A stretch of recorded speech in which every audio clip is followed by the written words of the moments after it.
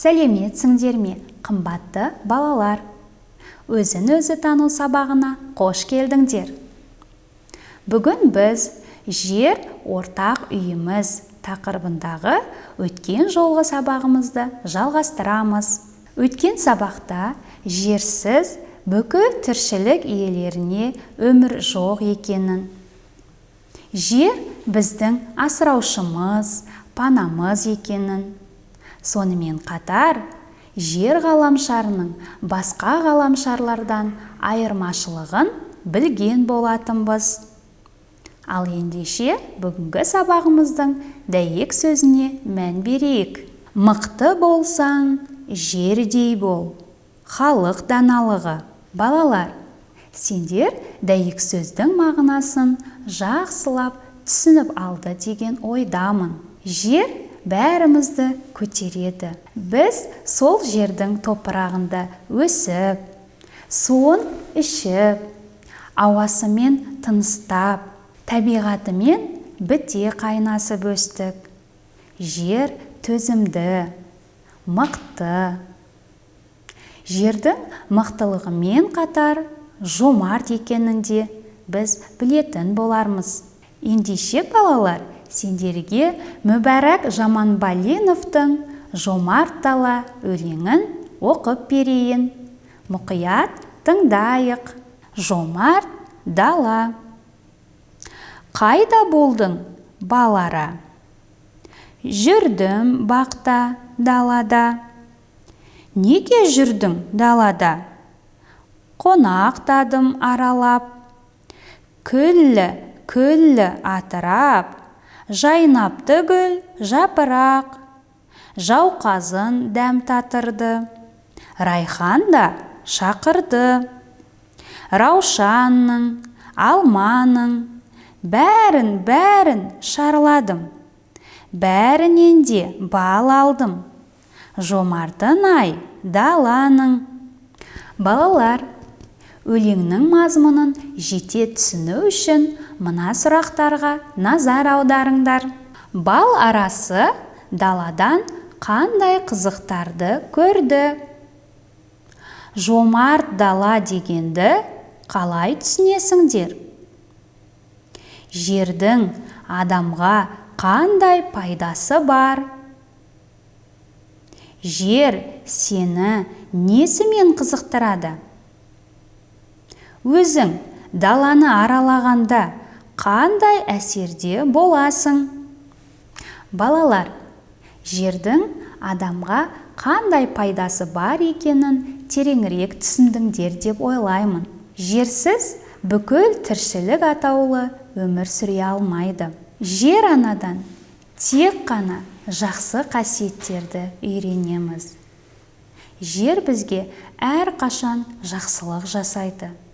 Оның еш қайтарымын сұрамайды. Жер өзінің сан алуандығымен қызықтырады, әдемілігімен көз тартады, жомарттығымен тіршілік сыйлайды.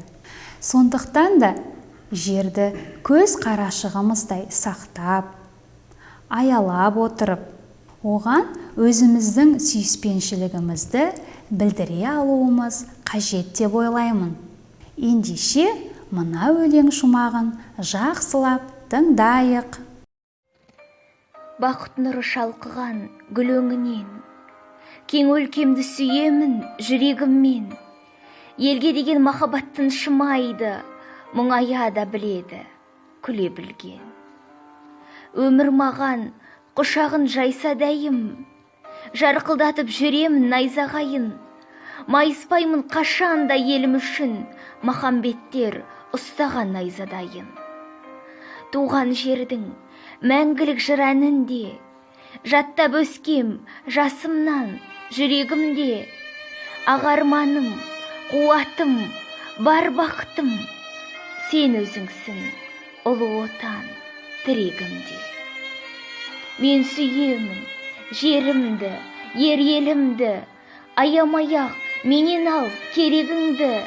Бейбіт атқан әр таңда кезек күтіп, түгендеумен келемін берерімді. Анық басып тірлікте арызымды, адалдықпен өтесем қарызымды, отан үшін, ел үшін ешқашанда ерінбеймін ақтаудан парызымды. Міне балалар, еліне, жеріне сүйіспеншілігіңді әртүрлі жолмен жеткізуге болады екен. Ақындар өлең шығарады, ал суретшілер түрлі түсті бояуларымен ғажап туындыларды өмірге әкеледі. Мына бейнебаяндағы кейіпкер өз туған жеріне деген сүйіспеншілігін өлеңді тебірене оқу арқылы жеткізе білді деп ойлаймын. Яғни, әр адам өз сүйіспеншілігін шамасы жеткенше жеткізуге тырысады.